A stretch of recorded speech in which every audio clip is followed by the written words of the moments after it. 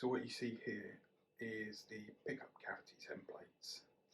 So we've got the main cavity itself and then the lip around that. So I've allowed a 10mm lip all the way round. Obviously I'll need to make a template for the back cover as well, which will be the same as that but the inverse. But I'll do that once I've made these. For making them, as they're simple rectangles, is to use this material here as a temporary template. So just stick it on there like so, super glue and masking tape, and then route out each one in turn, and that will naturally give me the rounded corners as well.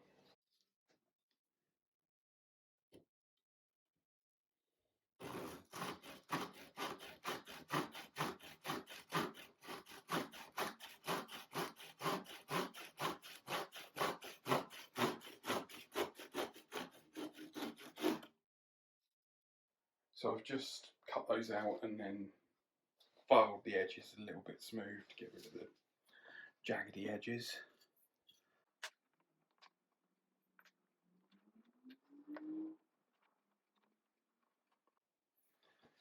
So it doesn't matter that these edges aren't perfect, because the router's never going to be able to get into that corner anyway, because it's going to be bearing on this side here.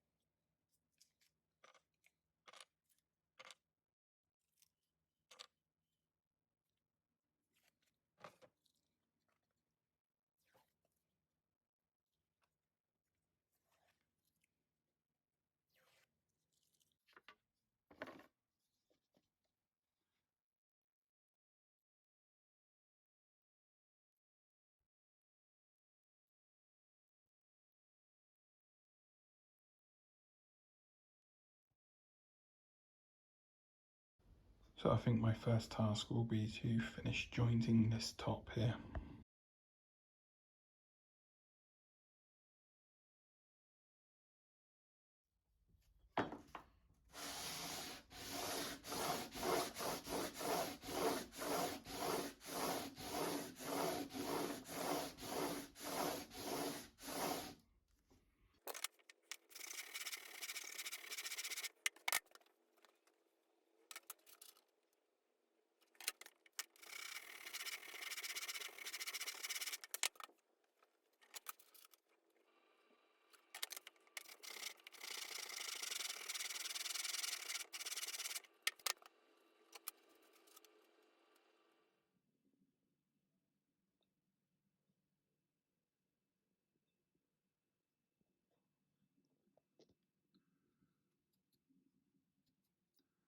So most of the seam you're seeing there is actually a slight level difference from one side to the other. I think it's near a very, very good joint overall, especially once I apply a bit of pressure side to side. Slightly higher on this side than that. but obviously I can take care of that sanding later on.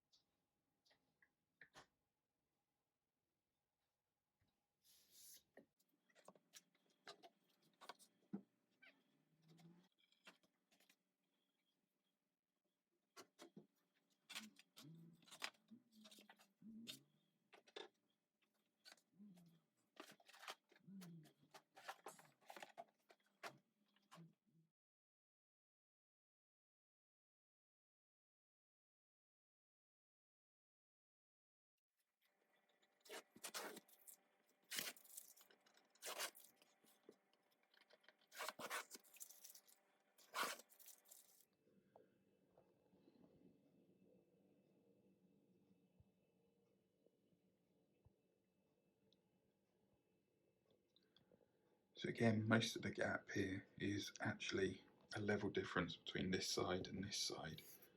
I think once I take the sander to this, that join will mostly disappear. It seems to be really well joined anyway. As I was saying though, when you feel the back, it's perfectly level. Apart from, you know, glue squeeze out and whatnot.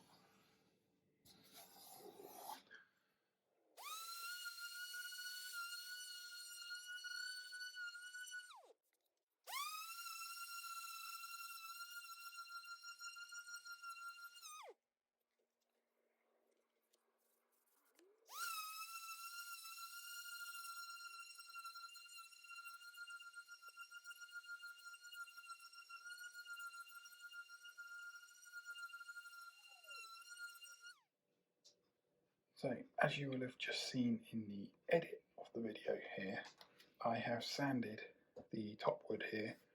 On the reverse side that you see here, I've sanded it to just 60 grit. It needs a little bit more work along the seam there, but it's pretty good. And then on the top side, I've taken it up to 120, and so this isn't final sanded, but it's good enough for now. There's still a few saw marks here to get rid of, but good enough for glue up at least. And what I've been doing, which annoyingly I forgot to film, is setting out everything on the top here. So if you remember, this is the plan. So we've got just one volume, one tone, 5-way switch, bridge, which is a hipshot style one from Northwest Guitars, and then 3 pickups. So what I did was I took my Crimson template set and I've traced off the body. Now I really like this grain that we've got at the bottom here. Why don't we turn that around that way? There we go, see it properly. So I wanted to get as much of this as possible. I don't know if you can see the line there, but I've made it just a few millimeters off the bottom of the wood there to get as much of that as possible. Using that crimson template, annoyingly, they don't give you an easy way to mark the scale line they show there, which is rather dumb. But what I did was I marked the top of the trem cavity there and then measured with the calipers to the line for the scale length and also for the bottom of the pick guard, because they also don't give you an easy way to align the pick guard vertically. So with those two drawn, I could then align the pick guard as well, using my crimson protractor to make sure the lines were perpendicular to my centre line. Then I could mark the 3 pickups and the screw holes. So I've got my scale length line here, pickups, and I've even marked the holes and given them a light mark with the thing. Can't think what you call it. Then what I've also done is I've used my plans from the CAD model, in particular this one here, and I've pulled out where I wanted the switch and controls. So as I said, single volume, tone, and the 5-way switch, which is actually a 10-way switch because I'm using the 3-way 10-way switch to give me series parallel options basically for the in-between positions, as well as all 3 pickups, which is pretty cool. Anyway, so I've used the dimensions here to set out, you're definitely not going to see this, but you've got volume there, tone down the bottom here, and then the switch in between. And just for a visual, we'll stick the bridge on roughly in place, somewhere around there. So I think that's going to look really nice once it's finished.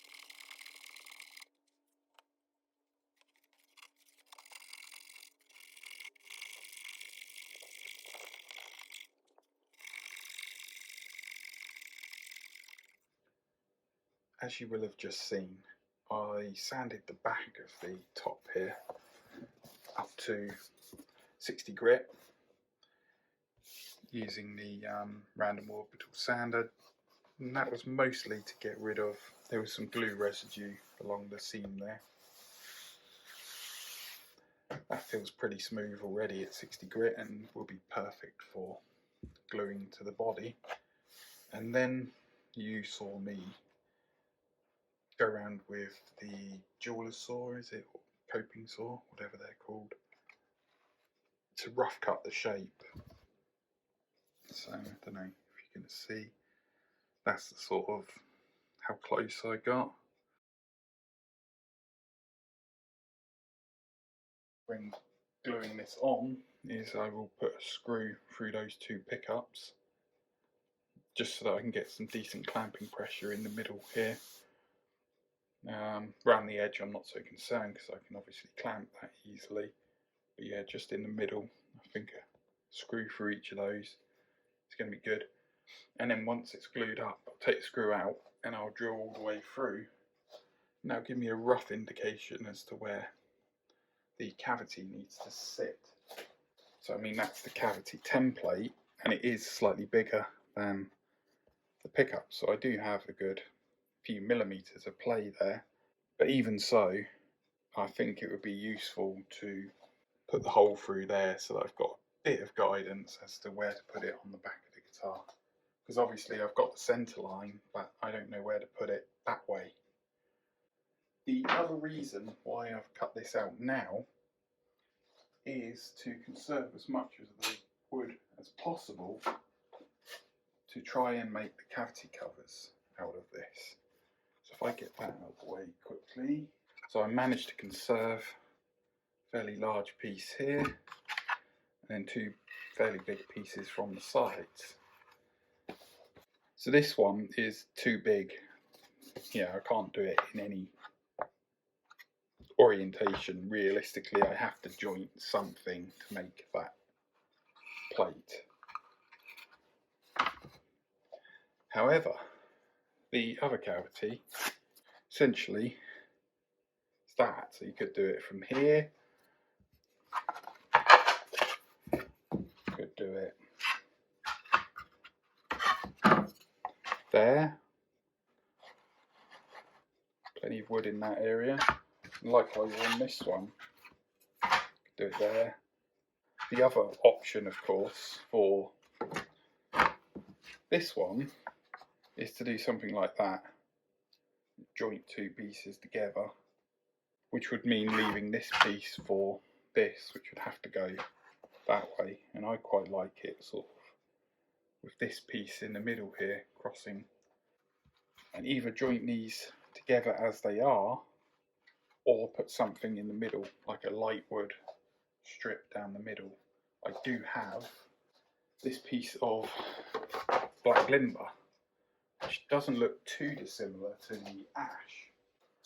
So I mean, there's a piece of the ash for reference.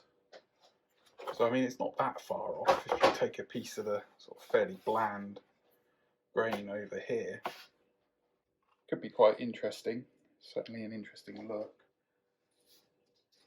That in between. So another option would be to ignore the walnut here and use this black limber. So this is the same black limber that I've used for my other GGBO build for the pickguard, which is that there. So this gives you an idea of how that looks under finish. I don't know, could be quite interesting. Whether or not it would go with the ash particularly well is another matter. For reference, there's a piece of the ash. I don't think it looks too crazy, you know. I think it would work. One thing I might do is take a couple of these small pieces of offcuts here, sand them to say 320 or so, and apply some oil and see what those look like. Maybe even take a piece of the ash offcut as well and put a bit of oil on that and see how these things look together. I think that might be a good idea.